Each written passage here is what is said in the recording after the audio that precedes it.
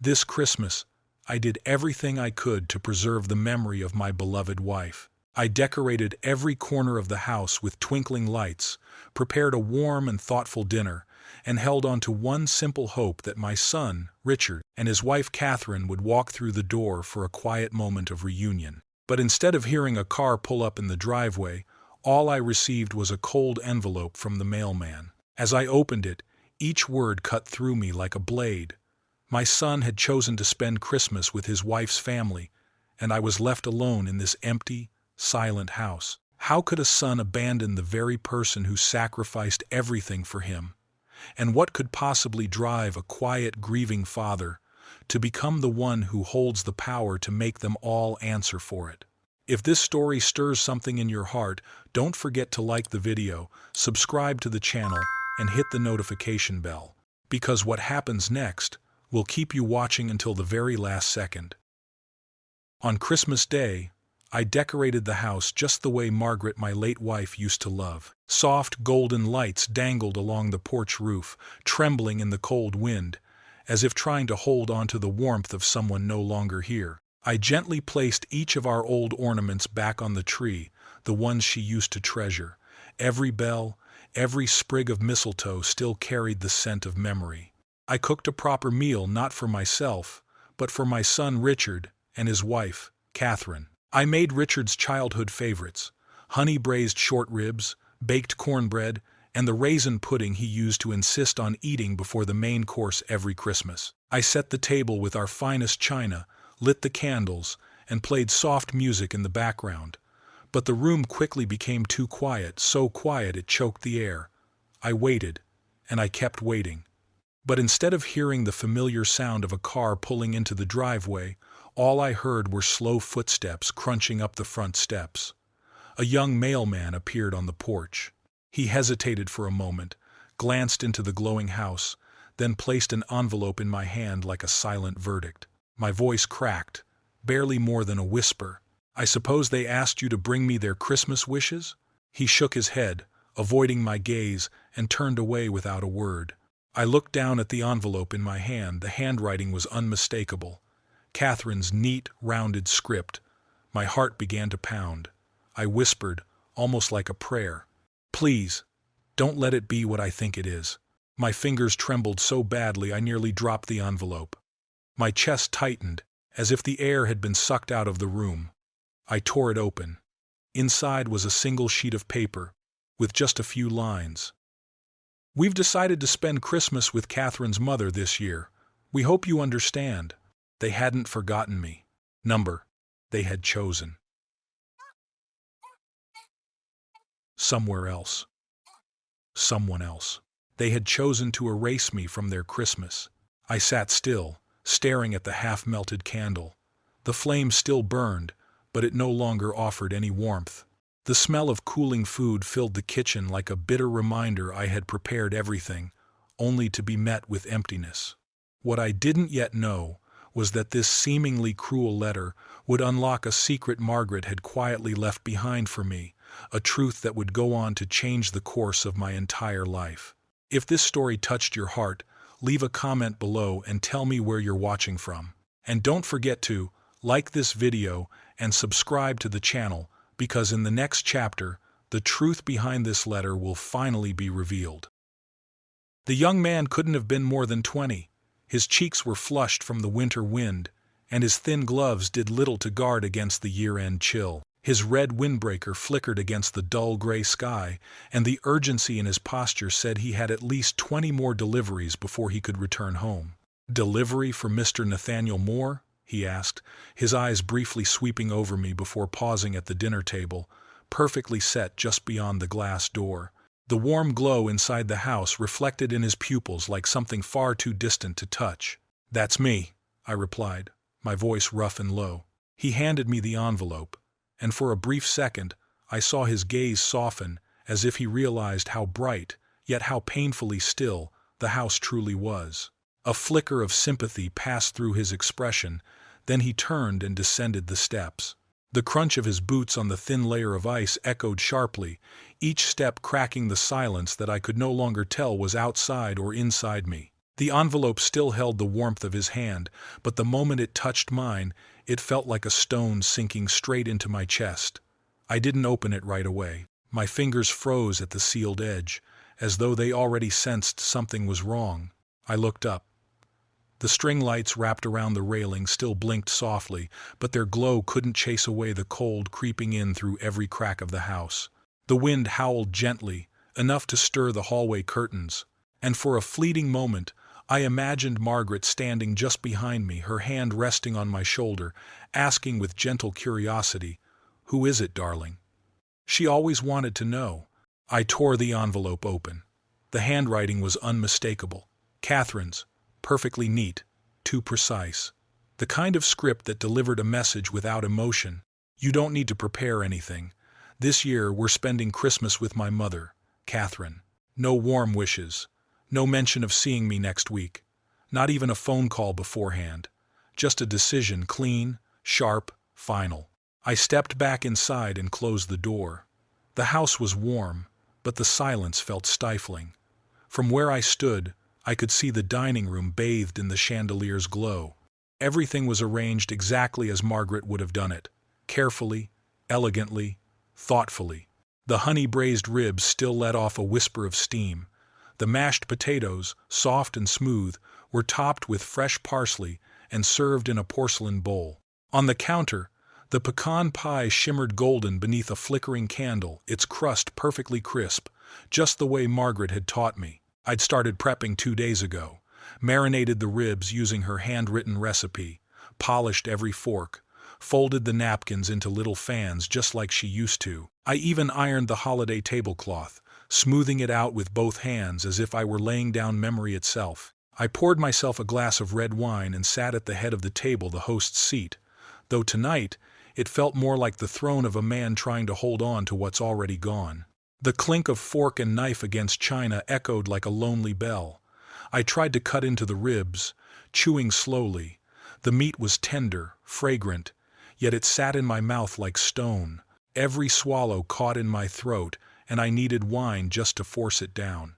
After a few bites, I put the fork down. The food no longer had taste, only absence. I leaned forward and blew out the candle. Its light vanished, leaving a quiet that stretched endlessly into the night. I packed everything into containers, the meat, the potatoes, the sauce, all sealed tightly, except for the pecan pie. I couldn't bring myself to cover it. I left it there on the table, glowing faintly under the last of the kitchen light, and for a brief, aching moment, I almost believed Margaret would step out of the kitchen, smiling, pie knife in hand. But the kitchen stayed silent. The wall reflected only my own shadow. No one came, and I knew no one was going to. I had known that from the start. I picked up my phone not out of hope for a message or a call. Truthfully, I no longer expected anything from them. But perhaps, in our loneliest moments, we all reach for something to hold on to, even if it's just the pale light of a screen. I opened Instagram, the only social media app I kept, just to catch the rare glimpses of my son's life. And then, there it was. A newly posted photo from Catherine's mother, a long dining table overflowing with food, glasses of red wine glistening beneath a chandelier. People leaned in close to one another, their faces lit up with laughter and warmth. At the far end of the table sat Richard, right beside Catherine. His hand rested gently over hers, his smile soft and untroubled, his eyes glowing like nothing had ever gone wrong. That smile once belonged to this house on Christmas mornings, back when he was just a boy. And beneath the photo, a caption as sharp as a blade. "Grateful for a home filled with family this Christmas Eve." Grateful. Those 2 words echoed in my mind like a hammer striking stone. They were grateful. But not for me. They were grateful for that table in that picture, not the one I spent an entire week preparing, not the one where every dish was chosen with care, every candle arranged with love, every crease in the linen pressed by trembling hands that still remembered. The screen's glow cast its cold reflection onto my face, lined, worn, and silent. The room around me was dark, save for the faint ticking of the clock and the quiet crackle of a fire losing its warmth, much like my chest. My chest tightened. My hands trembled so badly I nearly dropped the phone. The screen dimmed not from inactivity, but because my eyes had blurred with tears, and I remembered. So clearly. The Christmas mornings, when Richard was little, how he'd wake Margaret and me at dawn, bursting down the hallway in his reindeer pajamas. The smell of cinnamon waffles would fill the house. Margaret would be in the kitchen, opening the oven, the powdered sugar rising like gentle snow. I'd sit by the fireplace, reading "'Twas the Night Before Christmas" to him, his small head resting against my shoulder. That little house, this house, was once where Christmas truly lived. After he married Catherine, I tried to make room. 1 year at my place, 1 year at theirs. But 1 year here, 1 year there turned into, "We're busy this time," and eventually into, "We'll have someone drop off a letter." I told myself it was life. People grow up, get busy, split holidays. But sending a courier on Christmas Day wasn't about being busy. It was a message. Christmas didn't leave me. My son did. And maybe I'd become nothing more than a name in his contact list. No longer a place to return to. No longer home. What I didn't realize then was that this very moment, this final glance at that picture, would lead me to make a decision that would change the course of my relationship with Richard forever. I set the phone down, screen face down on the table, as if turning it away could somehow erase the image that had shattered my heart. My body sank back into the chair, head tilted toward the ceiling. The room fell into a heavy stillness, frozen in memory. Outside, the rain began to fall. Each drop struck the roof with a steady rhythm, like a mournful melody dragging itself across the night. The sound of rain blended with the wind howling through the window cracks, creating a lonely symphony. The fireplace still burned, flames crackling faintly, but instead of warmth, the sound echoed hollow like a comfort that had lost its meaning. My eyes wandered to the Christmas tree standing quietly in the corner. At its peak was the golden star Richard made back in 3rd grade. One of its points had broken off years ago. Margaret always insisted on placing it at the very top, in the most prominent spot. "It's perfect just as it is," she would say, laughing softly. Tonight, the blinking lights shimmered against the cracked edge, turning it into a glowing wound among the ornaments, a silent witness to the fracture within this family.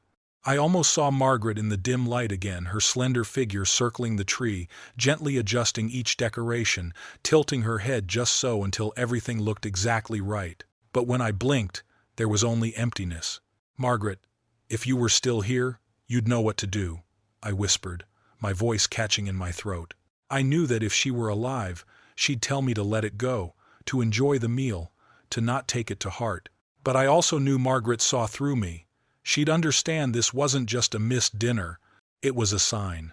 A chasm had opened between me and my family, not one measured by miles, but by coldness and forgetting.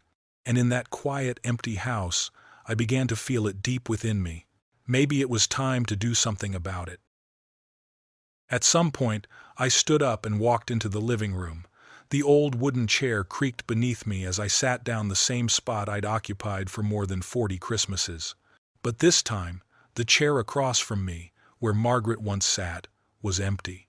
Beside it, her knitting basket still rested, with a spool of red yarn left unfinished, as if her hand had only just let go. I whispered softly, my voice trembling, "Margaret, you never really left, did you?" Outside, a car rolled slowly down the wet street. Its headlights swept briefly across the living room wall, and in that fleeting moment, I thought I saw her silhouette flicker in the opposite chair. I leaned forward, elbows on knees, fingers clasped tightly, but the light vanished, and the room returned to its stillness. I tried to convince myself, it's just the holidays. That's all this island. But deep down, I knew better. This didn't begin today. It had been creeping in for years, quietly unraveling. If Margaret were here, she would have told me exactly that. The paper Catherine sent still lay on the kitchen counter, where I had left it. Her elegant, looping handwriting looked far too cheerful for such a cold message. I wondered, did Richard even read it? Or, like always, had Catherine simply spoken for him, even in silence? The roast chicken I had made was now completely cold. I packed the rest of the food into containers, the fridge's chill spilling out like it was swallowing the warmth of the kitchen. The pecan pie, however, remained untouched on the counter. I couldn't bring myself to wrap it. Something inside me refused. By 8 p.m., I gave up pretending to be busy. Instead of turning on the television, I played one of our old Christmas records. The melodies filled the room, but they didn't bring comfort, only echoed the emptiness. I unplugged the lights from the tree. One by one, the glow faded until the house was swallowed by the dark. In the bedroom, I opened the wooden cabinet and retrieved our last Christmas photo together. I had tucked it into the bottom drawer, wrapped in old gift paper. I sat on the floor, leaning against the edge of the bed, staring at Margaret's smile. That same radiant smile still seemed to warm the room. Richard, in the photo, looked polite but distant.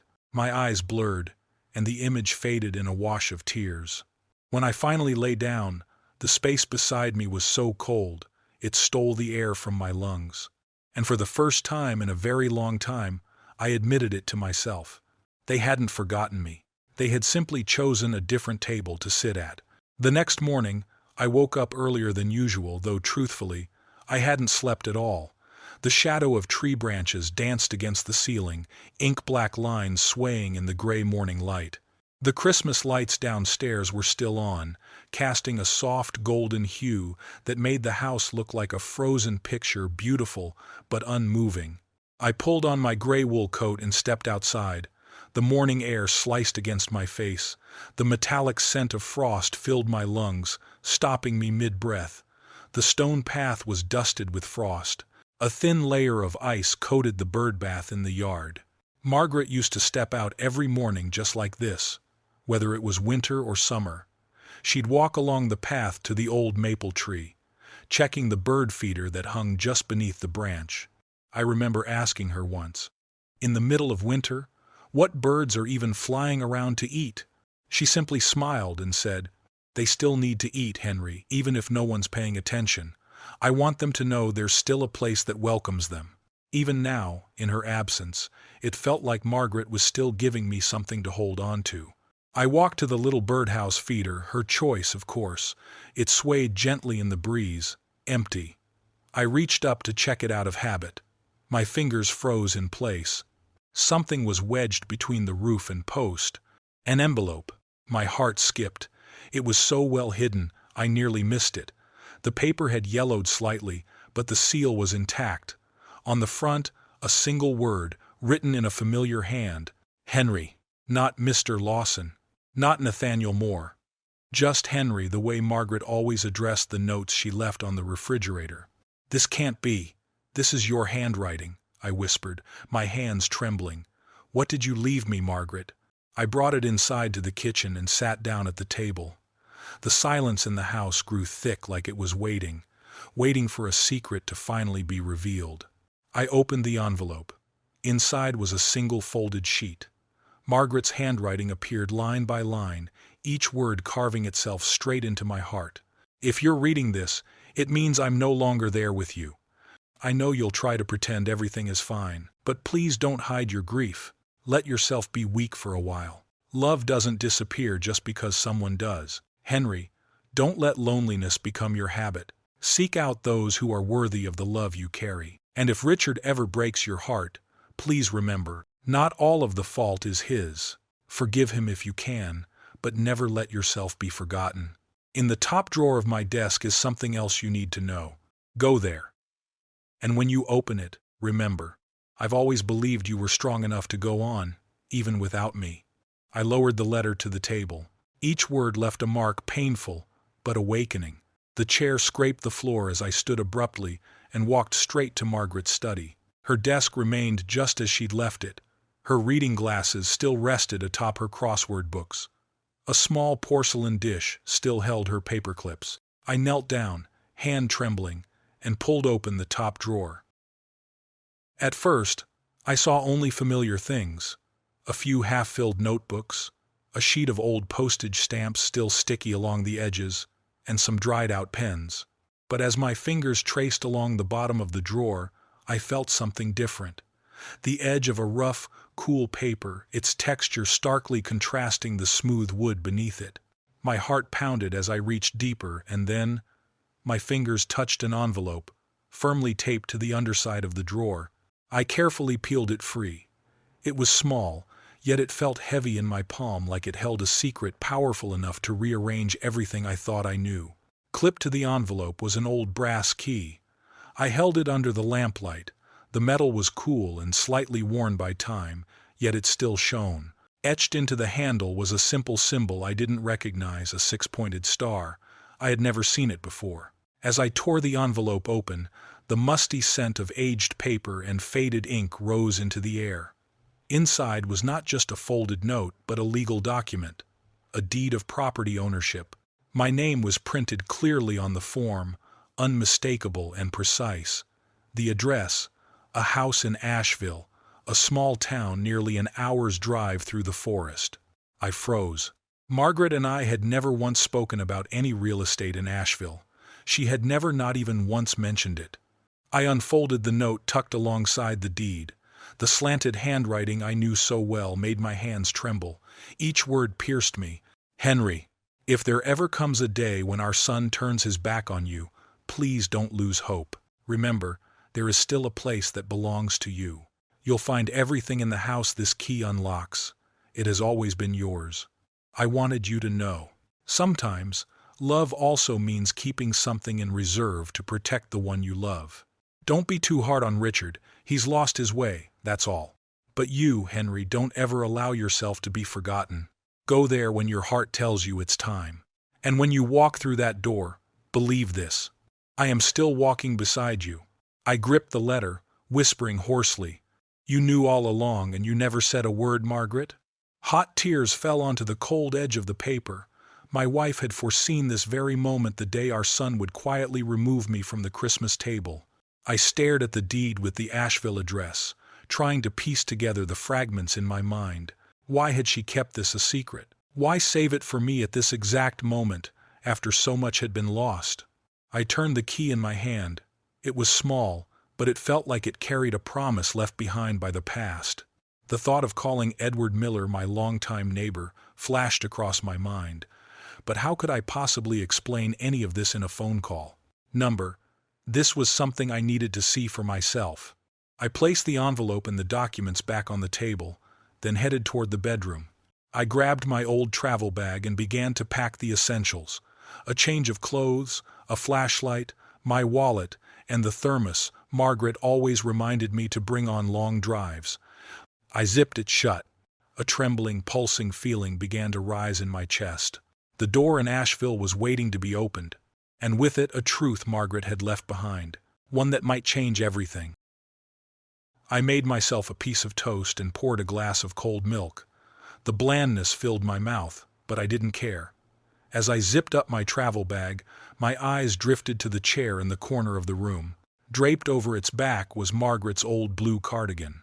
I clutched the worn fabric, my fingers trembling. It still carried her scent soap and a faint trace of old oak wood. My voice escaped in a whisper, barely audible in the quiet room. You planned this, didn't you? The road out of town felt like a passage into another world. I drove past the fog-kissed frozen lake, past Dorothy Hayes's hardware store where Margaret used to tug me in every Saturday morning. The bare trees lining the road stood tall like silent witnesses to everything we once were. The road signs faded into the mist as the gravel path led me deeper into stillness.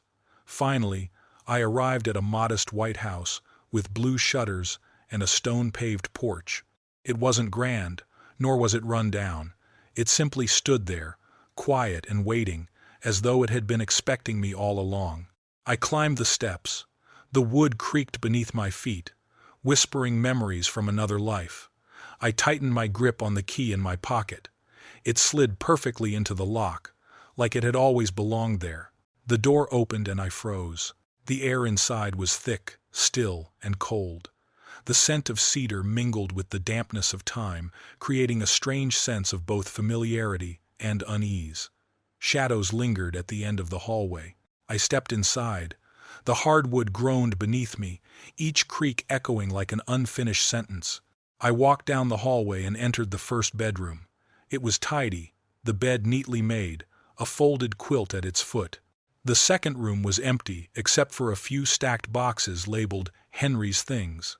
I stood there in silence, one hand on a box lid, but I couldn't bring myself to open it. I was afraid of what I might find. I turned away and left them as they were. In the living room, a few framed photos sat atop the fireplace. One was from our 35th wedding anniversary. Another showed Margaret at the beach, wind in her hair, holding her sandals with that familiar smile. But it was the third photo that stopped my heart. Margaret sitting on this very porch, coffee cup in hand. Her gaze wasn't aimed at the camera. That smile wasn't for the photographer. It was for something or someone I had never known. The armchair in the corner wasn't our old one. It was the type she'd always dreamed of having but never bought. The bookshelves were arranged just as Margaret liked them, mystery novels up top, cookbooks below. The whole house felt like a quiet mirror of the life we had lived. On the coffee table sat a small folded note. The handwriting was slightly shaky, smudged in places as if touched by tears. "This is yours for when they forget who you are." I read those words again and again until each letter imprinted itself into my heart. Margaret wasn't just talking about this house. She was talking about me, my place, my worth, within the very family I had built. I gripped the key in my hand and whispered, "You knew this day would come. You saw through Richard even when I couldn't saw. And now, the truths you left behind are cutting through me like a cold blade." In the kitchen, I found the dishes neatly stacked. The pantry held rice, pasta, canned goods all dusted in time. On the inside of the cabinet door still hung a grocery list, handwritten in that unmistakable script. Coffee, bread, eggs, sugar. On the dining table sat 2 chairs. One had a cushion Margaret had sewn by hand.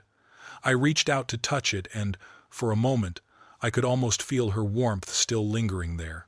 Back in the living room, I sat near the window. The quiet yard stretched out before me. No bird feeder hung from the tree now, just a wooden porch swing nestled beneath a bed of dry flowers. I imagined what spring might bring, a garden blooming back to life. I thought about the note Catherine had left. I remembered that photo of their picture-perfect Christmas.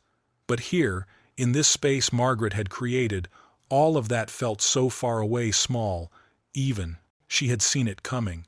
She had felt the growing divide between Richard and me, and this house was her sanctuary, her warning, her shelter. I sat there for a long time, watching the light shift across the floorboards. Inside me, peace mingled with ache. I felt protected, but also on the edge of a truth not yet fully revealed. At last, I stood. I locked the door behind me. The key in my pocket felt warm, as if carrying the steady heartbeat of the woman who had always seen further than I ever could. I didn't have all the answers yet, but for the first time in a long while, I knew one thing for sure. I had not been forgotten. The morning after discovering the white-roofed house, I couldn't get it out of my mind. I awoke with the image of the folded note on the coffee table and Margaret's handwriting on the grocery list, still clinging to the inside of the kitchen cabinet. It felt as if she had quietly carved out a place for me, just waiting for the day I'd finally see it. Last night, I drove home. My travel bag still lay unopened by the door. The key now rested on my nightstand, catching the morning light, not just reflecting metal, but giving off a quiet chill. It was a small object with the weight to alter the course of everything. I picked it up, turned it in my palm, tracing the smoothed brass edge worn by time. Margaret's second letter echoed in my mind. If Richard ever turns his back on you. What else had she foreseen that I hadn't? I brewed a pot of tea and pulled a chair beside the window, watching frost melt across the lawn. My eyes drifted to the neighboring house. Parked by the porch sat the familiar old station wagon of Edward Miller, my longtime friend and retired attorney. The man who never missed a Sunday crossword. The man who could quote baseball stats from the 72nd like scripture. If anyone could help me make sense of legal documents or unravel a mysterious deed, it was him. I took a sip of tea, set the cup down, gathered the envelope and property deed Margaret had left, and stepped outside. Edward opened the door wearing a well-worn flannel shirt, still holding half a buttered scone. Warm light filtered through sheer curtains behind him, and a hint of wood smoke lingered in the air. "Henry," he said, raising an eyebrow, "you're up early. Something wrong?" "I just need a few minutes," I replied, my pulse faster than usual. He stepped aside to let me in. The television was on, playing a muted morning news broadcast. The headline ticker scrolled silently beneath the screen. We sat at the kitchen table. I slid the envelope toward him, my hand slightly shaking. Edward adjusted his glasses, brows furrowed, fingers tapping the table as he flipped through the documents. After a while, he looked up, his voice lower and more serious. "Asheville, this deed lists your name alone, fully separate from any shared assets. Henry, this wasn't an accident. Margaret structured it so, legally, no one but you could touch it." I let out a long breath. "Why would she do that?" I asked. Edward held my gaze for a while, then leaned forward. "Henry, I've seen families fall apart over inheritance. Want the honest answer? People don't hide assets unless it's for one of three reasons: tax evasion, shielding from creditors, or avoiding a future legal dispute. And usually, it's that third one that hurts the most." I muttered, barely able to form the words. "Legal dispute." Edward took off his glasses. "Trust me, when money and entitlement enter the room, courtesy is the first thing out the door. Margaret knew that. She was preparing for it so you'd have a choice." I slid the small handwritten note toward him. He read it, leaned back in his chair, and sighed. "That house, it's not just shelter, it's escape. And maybe, it's not the only layer of protection. It's not." "Can you help me dig deeper?" I asked. "Always," he nodded. "And don't wait too long." I left Edward's house feeling a strange blend of gratitude for Margaret's foresight and a chill down my spine at what it meant about my own son. Back at home, I went straight to Margaret's study. I opened every drawer, checked every folder on the shelves, flipped through address books. Nothing obvious. Then, tucked beneath a stack of old magazines, I found a file labeled in Margaret's handwriting: Household, Private. Inside were copies of tax filings, insurance policies, and one list titled Accounts, Henry. Several accounts bore only my name. Some had been opened in the last few years. One line made my heart pause. Benton and Associates, Trust 2941. Next to it, in slanted ink, Ask Edward if needed. I called him immediately. "Have you ever heard of Benton and Associates?" I asked. A brief silence. Then he replied, "Yes, Gerald Benton, seasoned accountant. I've worked cases with him before. Why?" Margaret's papers mention a trust under his firm's name titled, In My Name Only. Edward gave a low whistle. "That's something. He still operates downtown. Let me call and arrange a meeting." While I waited, I drove back to the white-roofed house. I opened the boxes labeled Henry's Belongings photo albums, a few of Margaret's favorite cookbooks, and a small metal lockbox, no key in sight. I set it aside and made a mental note to return to it later. In the kitchen, I brewed tea using a kettle nearly identical to the one we had in our first apartment. The grocery list Margaret left was still taped inside the cabinet. Everything about this place was deliberate. This wasn't just a backup plan. This was a fortress. "By 3 p.m., Edward called back. "Benton's free tomorrow morning. I told him you have documents Margaret left behind." From his tone, I think he knows exactly what this is about. "Their videos selvdadi of privatures within very dakas rounders self of the locality." The next morning, I wore my best coat.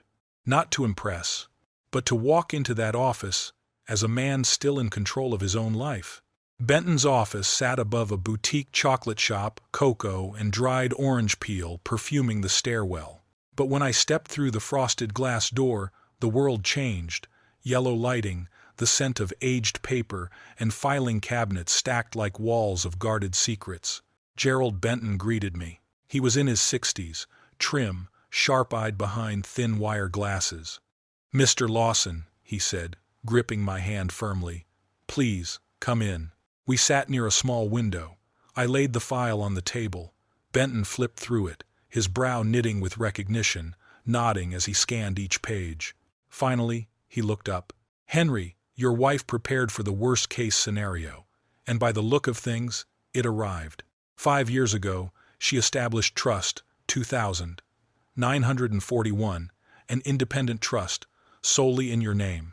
It's entirely separate from your shared estate. You have full control. No other heir is named." "Why didn't she tell me?" I asked, voice barely audible. He answered softly. "She told me she didn't want you to live like a man who might need it. She hoped you'd never feel excluded. But if that day came, if you ever found yourself removed from the table where you once sat at the head, this was her safety net." I swallowed hard. "And how much is in it?" Benton read the figures aloud and slid the summary toward me. $865,000 in cash and certificates of deposit. A bond portfolio worth approximately $140,000, compounding quarterly. Total value, just over $1 million. For a moment my chest lifted, relieved to know I wasn't cornered. Then it tightened, because that kind of number changes people. "She also left instructions," Benton added. "If circumstances change," her exact words, "I'm to explain everything and give you immediate access." I thought about the Christmas Eve letter, the silence, the empty table, the photo online. "Well then," I said quietly, "circumstances have changed." Benton nodded. "I'll prepare the activation paperwork. But Henry, be careful. When money enters the room, even someone with the last name Lawson can start to feel like a stranger. For now, you need a plan, not taking an Inofam, for your family." I gave a dry laugh. "Now that's $1 million question. Their videos self-dotty of privatures within very dakas rounders self of the locality." When I stepped back out into the winter air, it bit sharper than before. But in my coat pocket, I now carried 2 undeniable things: a key to a place no one could take from me without my consent, and a certainty that Margaret had built me a fortress. For the first time in years, I didn't feel cornered. I felt ready. 3 days after meeting with Martin Hale, I found myself stretched out in the living room armchair, slowly sipping coffee as soft jazz played faintly from the stereo. The house was dim, quiet. Steam curled gently from the cup in my hand, forming a thin veil of warmth against the cold gray pressing in through the windows. It felt like the calm before a storm. And the storm came. The screech of tires on the gravel driveway shattered the silence. The hum of tension in the house tightened like a drawn bow. Through the window, the silver SUV's headlights sliced across the frame like an eye scanning, evaluating. I set down my cup and rose. 3 sharp knocks. The third landed just as I touched the doorknob, too precise not to be calculated. I opened the door. There stood Richard, tall, shoulders square, hands shoved deep into his coat pockets like he had something to hide. His mouth curled into a smile that didn't touch his eyes. "You holding up okay, Dad?" he asked lightly, but I caught the undercurrent of assessment in his tone. The SUV idled behind him. In the passenger seat, Catherine was hunched over her phone, fingers swiping rapidly, eyes glued to the screen. A smirk played at the corner of her lips. She didn't even bother to look up, like this house wasn't worth noticing. "What are you doing here?" I kept my voice even. Richard shifted his weight, glancing past me into the house. "Thought I'd stop by. We haven't really talked since Christmas." "We could have," I said, leaning slightly on the doorframe. "If you had shown up." His face twitched for a split second. "Well, Melissa's mother, it made more sense this year." "Don't bother." I held up a hand. I read the note. He cleared his throat, tone shifting. "Right. So, I wanted to check in. Maybe talk through a few things." "Such as?" His eyes flicked toward the study window where I kept the documents. "Mom's stuff, the accounts. I was in the garage the other day looking for my old fishing rod and saw the boxes. I thought, maybe it's too much for you to handle alone. We could help organize everything. Avoid trouble down the line." I looked at him like a chess opponent making his opening move. "Trouble for whom, Richard? Me or you?" His lips pressed into a thin line. "For you, for everyone, really. For everyone." "For whom?" I repeated, slower, sharper. I stepped back and gestured for him to come in. Richard walked into the living room, scanning it like he didn't recognize it. Through the tinted glass, I could just make out boxes in the back of the SUV ready, it seemed, for a cleanup. "Looks the same," he said, a hint of surprise.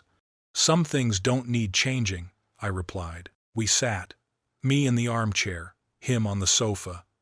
The room became a silent battlefield just a few feet between us, but it may as well have been a canyon. "So explain this help," I said. Richard leaned forward, resting his elbows on his knees, face adopting a polished, professional look of concern. "I thought we could consolidate things, simplify the accounts, maybe shift some into more trackable formats. I read that older adults are more prone to making mistakes or being taken advantage of." I let the silence hang until it turned brittle. "Older adults, huh?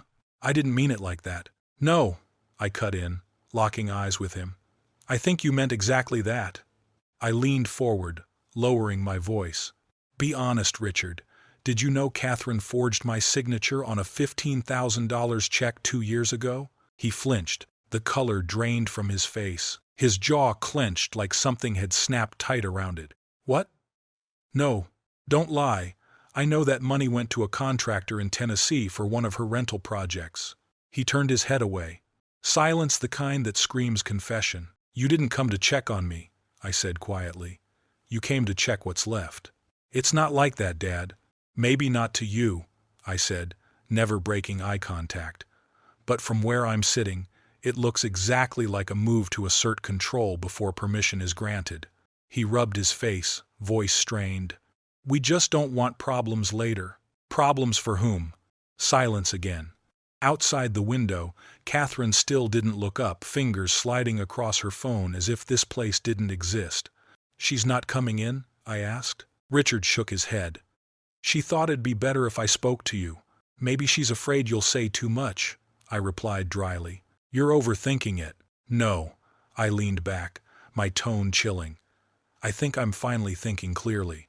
Tick, tick, tick, only the sound of the clock, marking the tempo of our standoff.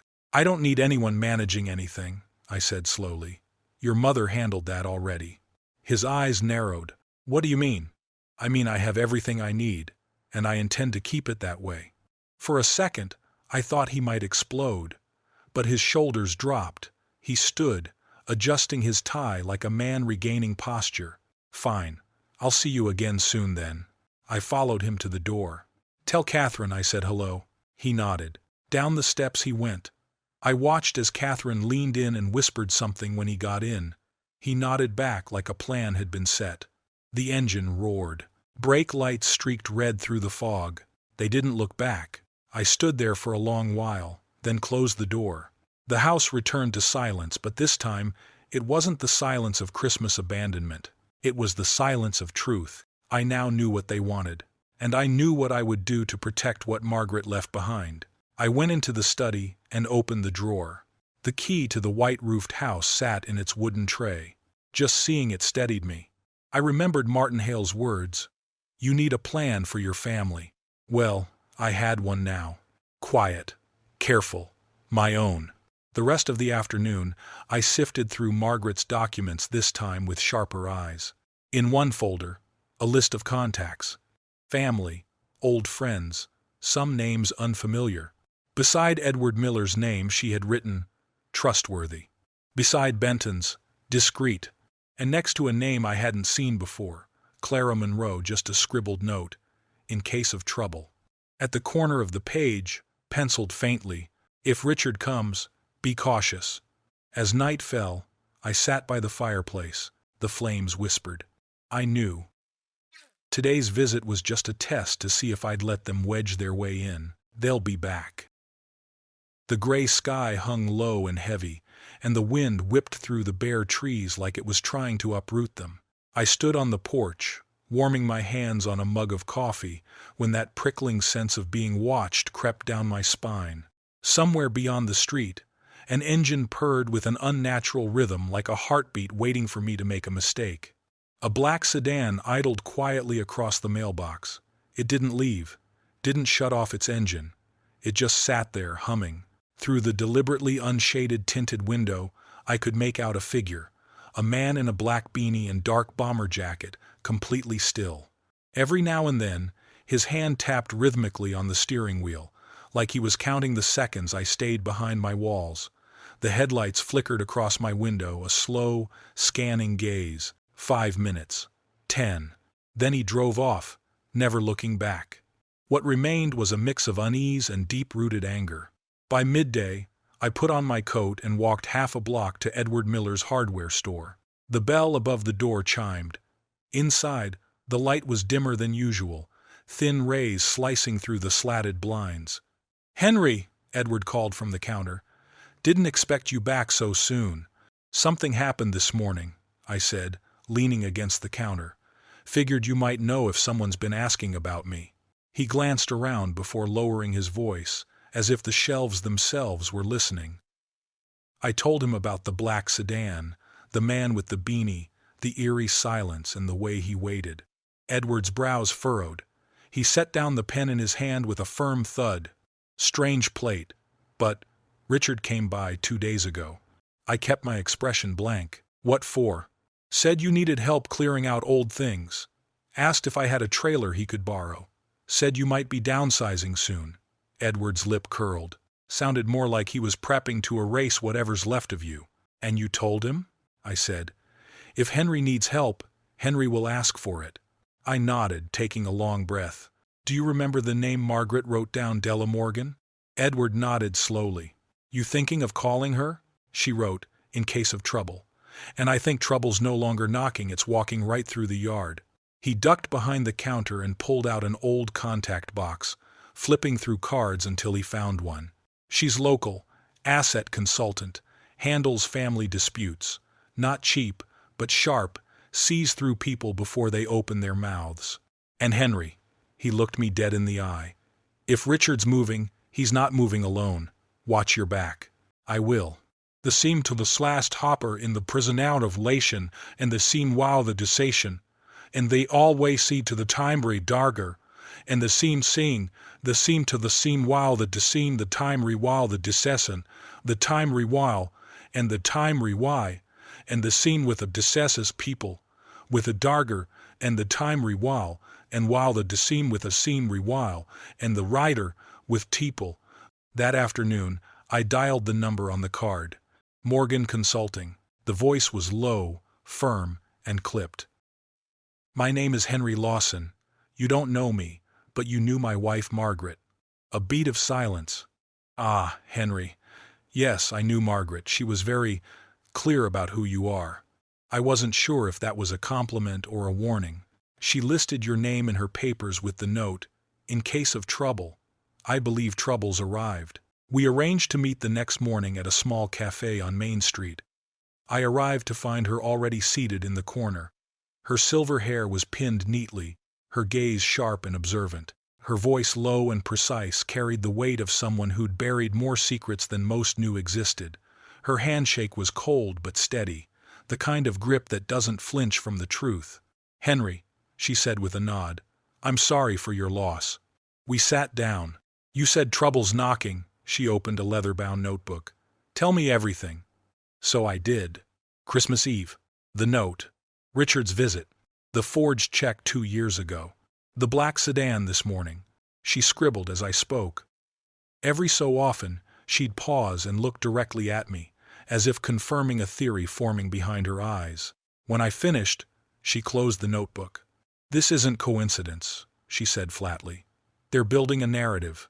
First, socially spreading the impression you're no longer capable. Then financially moving in on your accounts and assets, or at least framing you as incompetent. The goal? Strip you of legal capacity, strip you of control, and finally remove your voice from decisions about your own life." I nodded. "The car? Could be a private investigator, could be a broker. Doesn't matter, it's tied to them. No one parks like that without purpose." "If it were you, what would you do?" She flipped to a clean page. "Secure the perimeter, change locks, install cameras.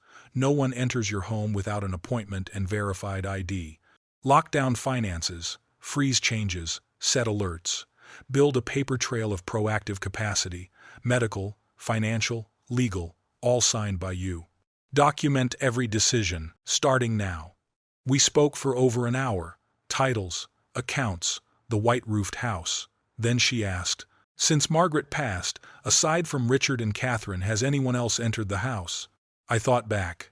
Once, a guy from the power company said he needed to inspect the meter. I let him in, but he never even looked at the meter. Her pen froze. "And you didn't verify with the company?" "Number. That's a breach. From now on, doors stay shut. Anyone who wants access proves it first."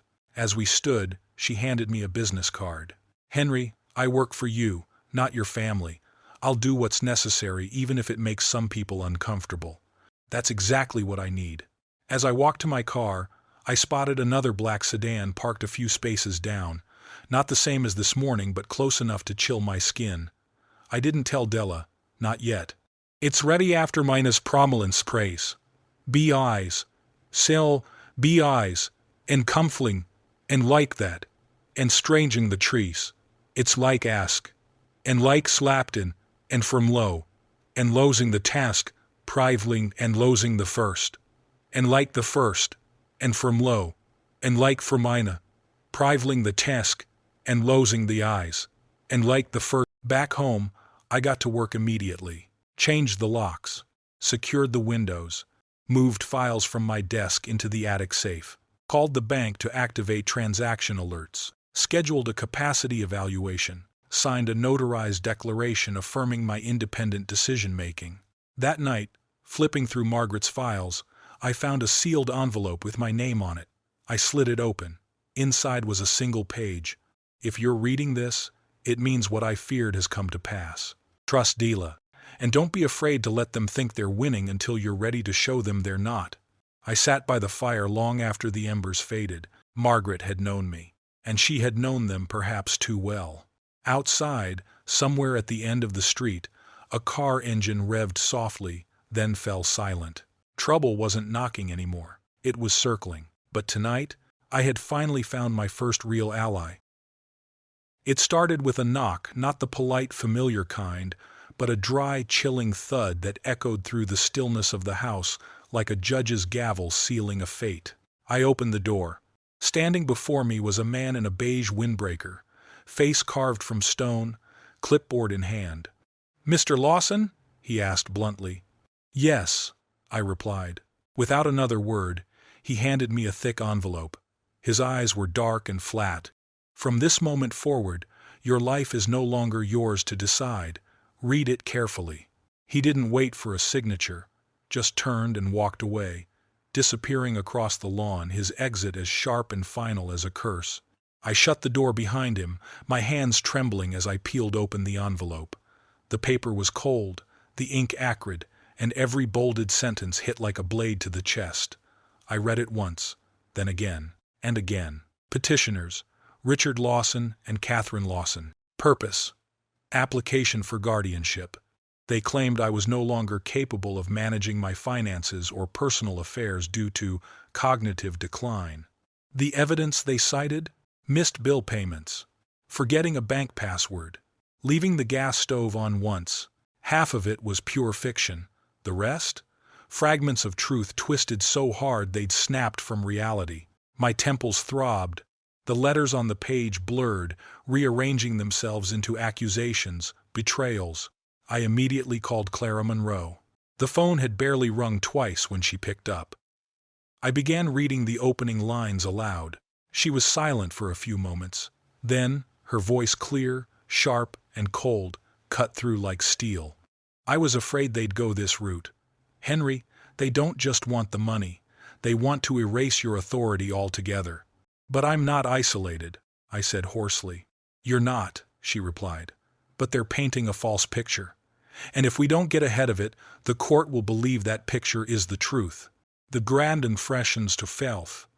It is never days walked in the fality, and it's not raisin to walked in standing fality." By noon I was sitting in Clara's office. The fluorescent lights cast a sterile glow over piles of paperwork, turning the room into something more like an interrogation chamber than a place of counsel. I tapped a finger on the last page of the petition. They even dragged the cabin into this, said I'm incapable of maintaining it and might abandon it altogether. Clara's pen flew across the page. Her eyes sharpened. This isn't just about autonomy anymore. They want access to the cabin so they can use it as collateral. They want to unlock it financially. She stood abruptly and pulled a thick file from a cabinet, slamming it onto the desk. Her voice was steel-wrapped fire. Here's our strategy. We build a wall of proof, solid, irrefutable, and airtight. A medical assessment affirming your mental clarity. Financial transaction records bearing your signature. And witnesses, people willing to testify in court that you're managing your life with full capacity. I frowned. Witnesses? She leaned forward, her gaze cutting like a blade. Yes, a credible witness can save your future. We need someone who can testify that they've seen you reading contracts, making decisions, handling your assets. Every detail adds up, and when we stack enough proof higher than their accusations, we win before the gavel even falls.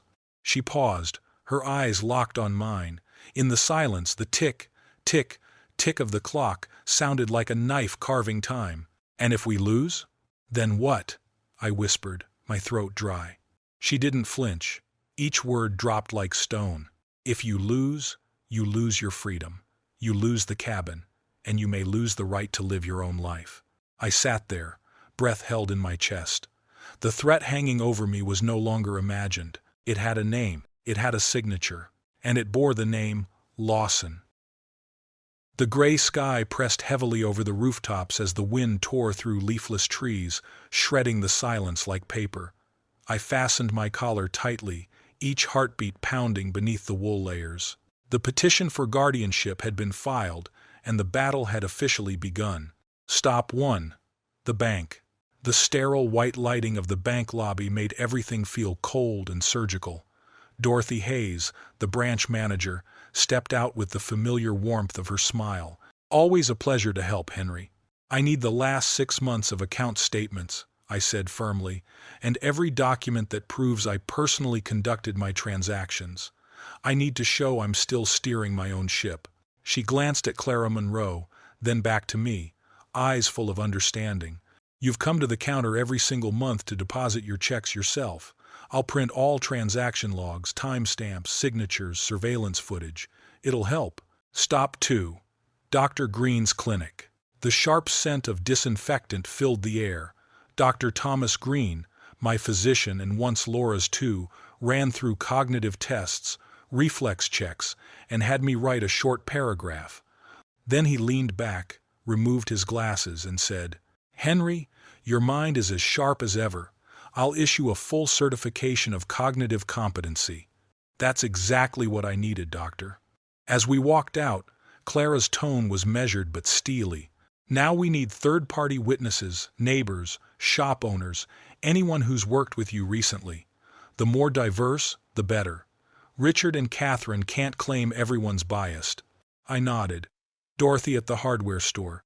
Samuel Patel at the grocer's. I've done all my shopping myself since Laura passed. Perfect, she replied. We'll get their statements. At Samuel Patel's grocery store, the bell chimed above the door, the aroma of roasted coffee blending with crisp packaging paper. Samuel wiped his hands and walked out. "Henry, how's the house?" "Holding up, Samuel.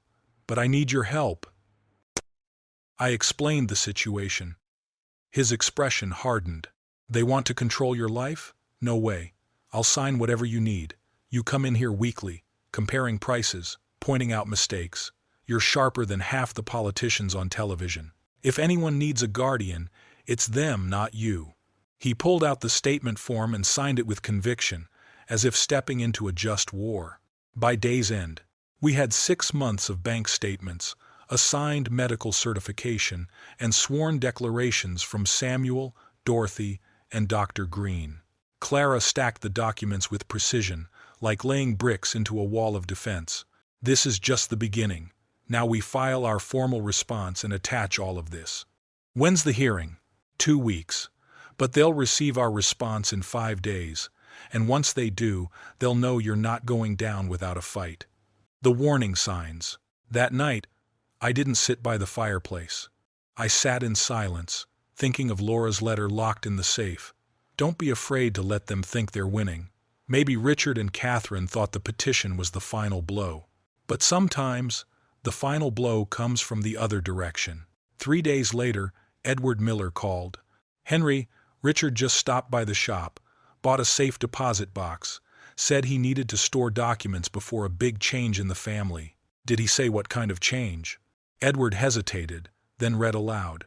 "Once Dad's situation is resolved, things will move quickly." I hung up and called Clara immediately. "They're not just preparing to win, they're ready to act the moment they think they've won." "Good," Clara said, voice like ice. "Let them believe it. The harder they fall when the truth hits." Delivery day. 2 days before the deadline, we submitted the response, a thick folder, into the courthouse clerk's hands. The stamp landed with the force of a gavel. Outside, in the biting January wind, Clara glanced across the street. There it was again, the black sedan. This time, the window rolled down. Richard sat in the passenger seat, smirking like a man who believed he'd already won, tapping his temple smugly. I smiled back. He didn't know the wall of evidence had already started turning the tide. Confrontation. 2 days after filing, I was trimming roses out front when the black sedan pulled up. Richard slammed the door harder than necessary. His eyes were sharp, fingers tapping the envelope like a threat. "Dad." "Richard." The tension between us was thick as ice. He held up the envelope. "You really think a few silly papers are going to protect you from us?" I slowly laid the shears on the railing. The gesture was deliberate, calm, but unmistakably final. "I don't know, but they're the truth. And that's enough." He stepped closer, cologne cutting through the air. "You're making this harder than it needs to be. Catherine and I have taken care of everything. You don't have to worry about anything." "I'm not worried about bills," I said, voice steady as steel. "I'm worried about being erased from my own life." His eyes flickered, jaw tightening. "You don't even know what you're up against." "Maybe I do. That's why I've prepared." He hated that, held my gaze a moment longer before turning without another word. Cracks in their confidence. Later that day, Clara called. "They read it. And they're rattled." "How do you know?" "A friend at the courthouse told me Richard tried to expedite the hearing this morning. That means he's scared you've got more." 3 days later, Edward stopped by again. "Catherine just rented a new lock unit off Ridgeway. I overheard her on the phone saying they need to grab the cabin paperwork before you make your move." "Storage unit?" I raised an eyebrow. I told Clara. She let out a dry laugh. "Whatever she thinks she's protecting, it's useless. Remember the cabin transfer into the trust? It's no longer your personal asset. Even if they win guardianship, they still can't touch it." I exhaled slowly. "Then they're chasing shadows." "Exactly. And the more tangled they get in their own web, the less they'll see what's really happening." In my mind, I pictured Catherine spinning her threads of suspicion through the neighborhood, like a spider weaving doubt around my home. The calm before the storm. That night, I sat by the window, staring out at the cabin in my memories, blanketed in snow. Laura once said, "Winter never lies. It strips everything bare." I knew then, the day in court would be the coldest winter of Richard and Catherine's lives. And the fence I'd built, brick by brick, document by document, was already frozen deep into the ground. There were no more detours, only truth, and the cold blade of justice. The courtroom smelled of old paper and damp wood, with shafts of light cutting through the tall windows like blades, slicing across the rows of polished benches. I sat at the defendant's table beside Clara Monroe, hands tightly clasped, eyes tracing the grain lines in the wood like veins. Across the aisle, Richard and Catherine Lawson whispered to their attorney, his hair slicked back, dressed in a navy suit, looking like he had stepped out of a financial magazine. Catherine's red-painted fingernails tapped against the armrest, ticking like a countdown. Richard kept adjusting his tie, sweat gathering between his fingers. The bailiff called the room to order. Judge Franklin Moore, a man in his 60s, entered with a presence so commanding it drew a hush over the room like a curtain. He sat upright, scanned the courtroom, and declared in a firm, resonant voice, "Court is now in session. Proceed. Anthony Brooks, Richard's attorney, shot up like a spring and launched into his argument. Your Honor, we're dealing with an elderly man making irrational and potentially dangerous decisions. The family had no choice but to seek guardianship to prevent further damage. He sold valuable assets, made large donations without consultation, and transferred property under suspicious circumstances. He sat down. Catherine gave him a smug pat on the hand. Clara stood, calm and deliberate, arranging her documents with the precision of a blade. Her voice was sharp but controlled. Your Honor, Mr. Lawson is the target of a calculated effort to strip him of both autonomy and assets.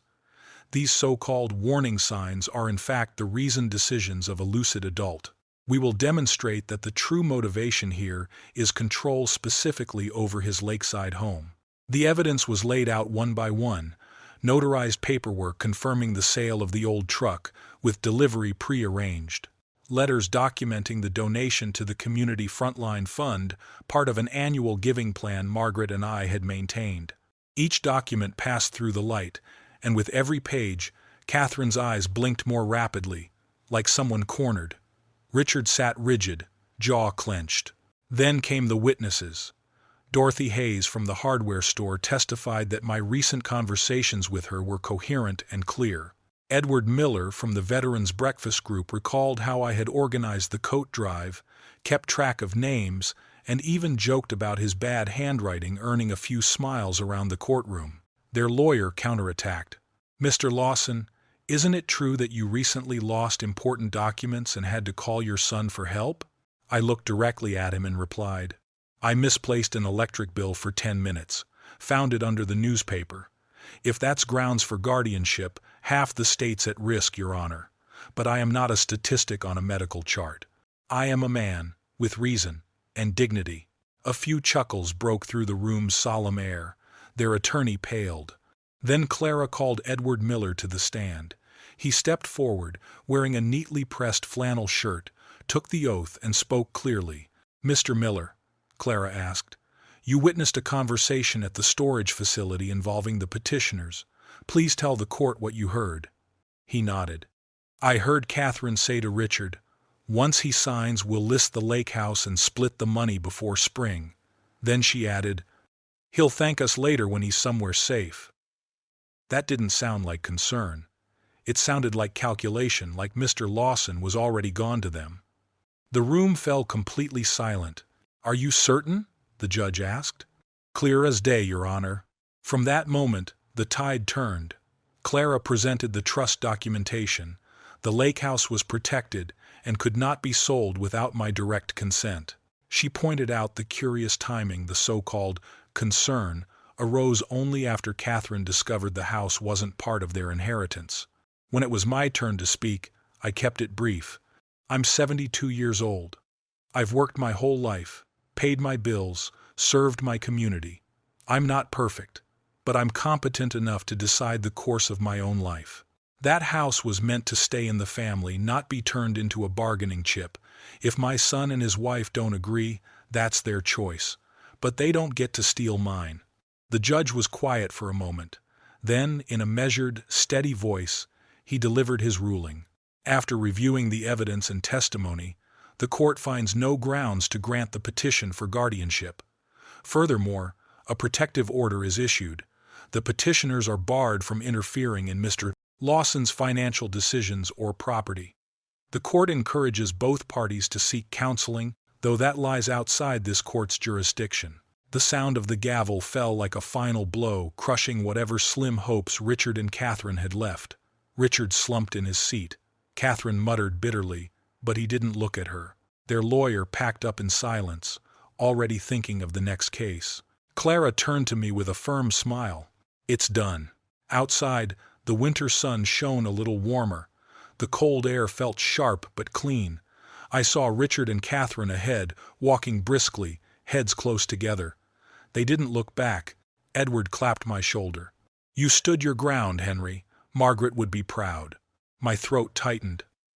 That night, I sat in the living room, a warm cup of coffee between my hands. The legal victory brought satisfaction, but more than that, it brought validation. I had not been erased. My voice still mattered. On the shelf, a photo of Margaret caught the lamplight. Her smile wasn't triumphant, it was steady, like the lake at dusk when the wind has stilled. I didn't open a bottle of wine. I didn't throw a celebration. I simply went to sleep, knowing that tomorrow my life was still mine, and for now that was enough. The morning after the court delivered its ruling, I woke before the sun rose. The early darkness still cloaked the cabin, as if the night had left behind invisible scratches in the air. I stayed still, listening. There were no vibrating phones on the nightstand, no urgent knocks at the door. Only the quiet hum of the furnace and the slow ticking of the kitchen clock, like a heartbeat reminding me I was still here, and I still had a path forward. I made coffee the way Margaret used to. She always added a drop of honey to the bottom of the cup before pouring in the brew, so the sweetness would linger at the end. The rich scent filled the kitchen with warmth. I cradled the mug in my hands and stepped out onto the back porch. The cold air bit my skin, and the first light shimmered across the gray lake. Nothing had changed in the landscape, but to me, everything felt washed clean, as if the weight of losing the cabin, of nearly losing my autonomy, had melted into the snow. Around 9 o'clock, the phone rang. I recognized Richard's number. I let it go to voicemail. His voice, tense and vague, crackled through the speaker. "Dad, we need to talk. Catherine and I, there are things you don't know. Call me back, please." I set the phone down. I didn't delete the message, but I didn't return the call either. Not yet. I'd spent too many months reacting to their moves. Now, I would live on my own terms. That afternoon, I took a taxi to the cabin. The tires crunched over the snow, and the pines along the roadside sagged under the weight of white silence. The wind cut sharp, cold to the bone. When the taxi stopped, the cabin emerged quiet and solemn, like an old sentinel. I unlocked the door. The hinges groaned, a familiar greeting. Cold air rushed out, but inside, memories radiated warmth. The quilt Margaret had sewn by hand was still folded neatly on the chair. The photo of us on the cabin's groundbreaking day hung above the fireplace. I lit the fire. The flames caught quickly, crackling like whispers from another time, wrapping the room in that old, tender heat. I sat down, letting the fire thaw the cold tucked deep in my chest. At noon, Edward arrived, carrying a steaming container of chili and 2 bottles of beer. He stomped snow off his boots, placed the food on the table, and said with a wry, cutting grin, "Nobody handed you this freedom. You clawed it back with blood and grit. Come on, have a drink." We ate at the kitchen table. Edward talked about his day patching a leaky roof, helping a new vet settle into the center, and how the town was preparing for the winter fair. Ordinary stories, but under the glow of the firelight, they sounded like the peaceful rhythm I'd been craving for far too long. After he left, I wandered down to the dock. The lake was half frozen, the weak sunlight casting silvery reflections across the ice. I remembered winters with Margaret, how we'd slip and tumble on the ice, laughing until our breath turned to clouds, then huddling close by the fire to warm our fingers and hearts. She used to say the cabin could hold memories. Now, I believed it could hold vows too. A few days later, I received a handwritten letter from Catherine. 3 pages, her cursive slightly tilted. She wrote about her childhood, the bitter property disputes between her parents, and her lifelong hunger for safety. She admitted to acting poorly, though not quite apologizing. Her words hovered somewhere between a blade and a bruise, not quite remorseful, not quite forgiving, just open-ended. I read it twice. When I folded the letter and looked out the window, snow was falling, heavy, deliberate flakes, sinking the world into quiet. My chest tightened. I sighed. Forgiveness is easy, but trusting again, that's the hard part. I tucked the letter into the wooden drawer beside the winter firewood receipts. Then I sat down, my hand brushing the quilt Margaret left behind. I whispered, as if she could hear me. "I didn't just keep the cabin, Margaret. I kept myself." And in that stillness I understood. my true inheritance wasn't written in deeds or court orders. It lived in the simple, unshakable truth that I still had the right to decide who I was and how I would live. A week after the hearing, I met with Clara Monroe again. Her office no longer felt like just a place of paperwork. The amber light cast long shadows across thick piles of documents, and the air hung heavy like the tense stillness right before a judge strikes the gavel. "You're in the clear now, Henry," Clara said firmly. "This trust is airtight. No one can touch the cabin unless you allow it." I nodded, my hand tightening slightly. Then I paused, took a deep breath, and my voice cracked slightly, as if carrying a vow. "I've reclaimed the cabin, but I don't want it to be just a personal victory. I want it to become a legacy. After I leave this world, it must never be sold, never be privatized. I want the cabin to become a retreat for veterans and their families, a place where they can rediscover hope, even after I'm gone." Clara looked at me for a long moment. Her eyes were sharp, but warm. Finally, she nodded slowly. "You're not just keeping the cabin for yourself, Henry. You're turning it into a symbol, and symbols are hard to erase. I spent January and February no longer haunted by fear of losing what I had. Instead, I poured my energy into building something that could outlive me. By March, the first retreat was held. 15 veterans arrived, some with spouses, others with young children. At night, we gathered around the fire. The flames danced across scarred faces, lighting up tired but compassionate eyes. Their voices trembled as they spoke, but the sincerity never wavered. One young father held his child's hand and whispered a quiet thank you as tears shimmered down the child's cheek, catching the firelight. I didn't speak much, just nodded gently, but deep inside, I felt each knot of grief slowly loosening, as if Margaret were there, smiling and witnessing it all. Spring arrived. The ice on the lake began to break. And then, unexpectedly, there was a knock at the cabin door.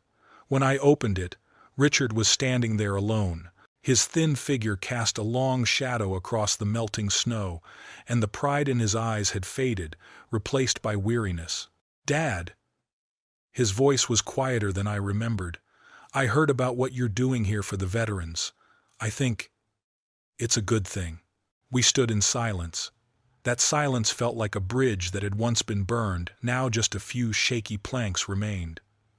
But at least there was something to step across. Richard's voice trembled as he lowered his eyes. "I'm not here asking for forgiveness. I just wanted you to know I regret what I did. You were right. I was wrong. It wasn't enough to erase the wounds, but it was a beginning." I gave a slight nod.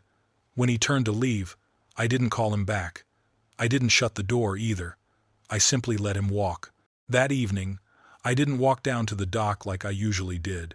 Instead, I boarded the train that passed through town and allowed myself to just sit, watching the world pass by through the window.